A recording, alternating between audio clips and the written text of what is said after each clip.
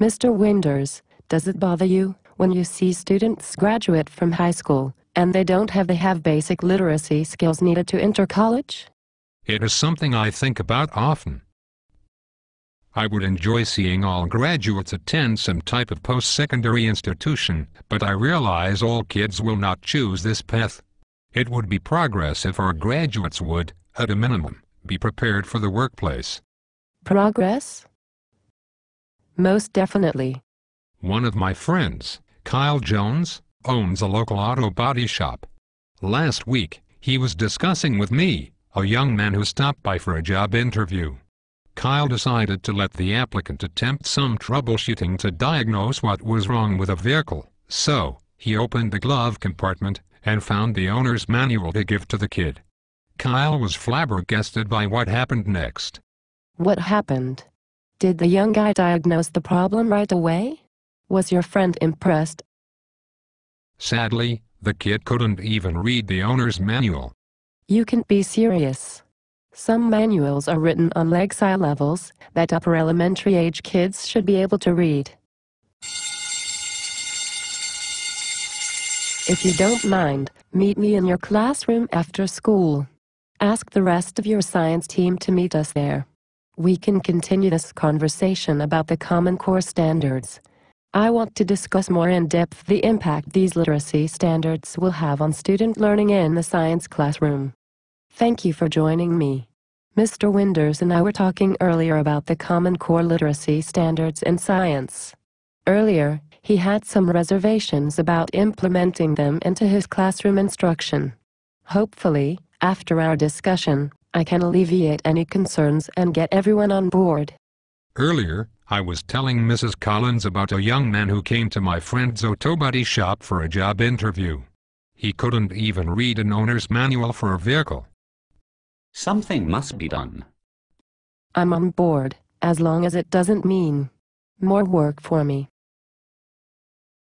I agree with Ms. Simpson. Before you make any hasty judgments, let's get back to the young man Mr. Winders was talking about. What do you think happened, sir? I don't know.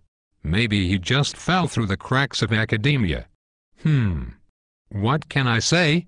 I don't foresee circumstances improving in the near future. I disagree. Remember last year, Kentucky was the first state in the Union to adopt the Common Core literacy standards. These standards were created for a purpose. That purpose being what, exactly? The purpose that individuals need to be prepared for the real world.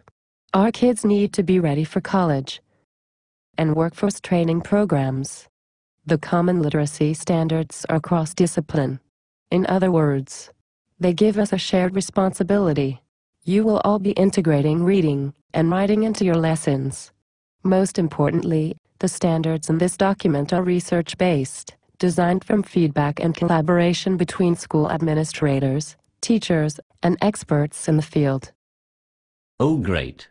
Just one more aspect for me to have to worry about. I'm a science teacher. If I wanted to teach reading and writing, my emphasis would have been language arts. Mrs. Collins, why are you even concerned with us integrating these anchor standards into our lesson plans?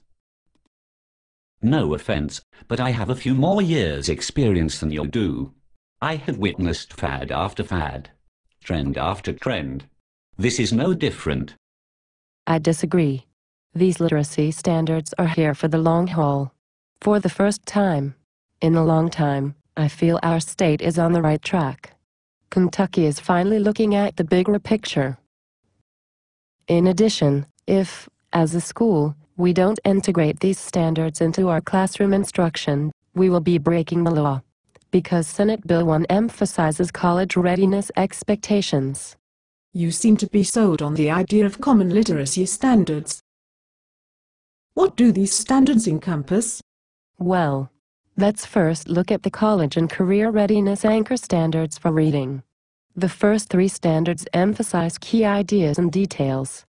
When my students read sections in the textbook, they really struggle with identifying the main idea of the paragraph. I totally understand, Mr. Douglas, My kids have trouble with supporting details. When I asked my students to summarize, they simply want to write down 3 or 4 sentences verbatim. So, what are some examples of targets we can present to our classes? Well, let's see. Mr. Douglas, didn't you have your 8th graders conducted an City Lab last week? Yes, I did. They determined the density of various solids and liquids. Then students analyzed how events and ideas developed and interacted over the course of a text. They did it by following a multi-step procedure, taking measurements, and performing other technical tasks by using the triple beam balancing graduated cylinder. Wow! I didn't realize by doing what I normally do that I was fulfilling a reading standard for literacy in science. Last week, I used a thoughtful head organizer to help break down the main topics of the energy transformation chapter. Apparently, I was also integrating these standards. It appears as though each of you is starting to realize you are already implementing some of these standards into your science lessons. Now the key is to just make a conscious effort to consistently work the standards into your daily lesson plans. Maybe I overreacted a little too hastily. Trust me, it was not so long ago that I was in the classroom. I understand the pressure every educator is under and the amount of time it takes to plan quality lessons. The Toolbox Resource Book from ThoughtfulEd has many excellent resources that we already use to help students practice and develop deep understanding of science concepts. I use the visualizing vocabulary strategy, and my self-expressive kids love it.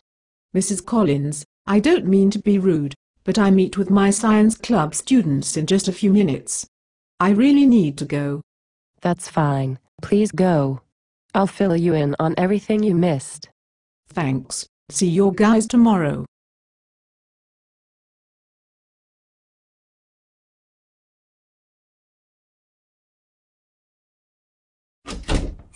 You fellas are getting the hang of what this is all about. Now, where were we? Standards 5 and 6 deal with author's structure of the text and the purpose for writing. Okay, I'm a little confused. You said author. Did you mean the authors of our science textbooks? I am talking more about expository text articles. Before you panic, I have already been working on finding resources for some of your department's science articles. Spigot Magazine is a valuable online resource.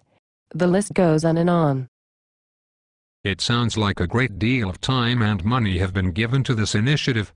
Oh, it has, but Senate Bill 1 stated professional development has to be provided to assist teachers with the transition. The time is getting late. Let's finish up. If you focus on technical information being expressed in both text and other multimedia ways, you will hit on Standard 7. 8 and 9 have your students distinguishing between facts and reasoning in research. In addition, comparing and contrasting results from experiments, simulations or other media services. Finally, number 10 emphasizes the level of text complexity. If you are having difficulty determining the Lexile level of an article, you can go to www.lexile.com. You can copy and paste portions of the article into a text box on this website. Mrs. Collins, it is getting late. If it's okay with you, we can begin talking about the writing standards during our common planning time tomorrow. Sure, I will bring a fantastic resource I received at a training. The book is called Writing in Science. It has many science writing frames to help you get started. See you both tomorrow.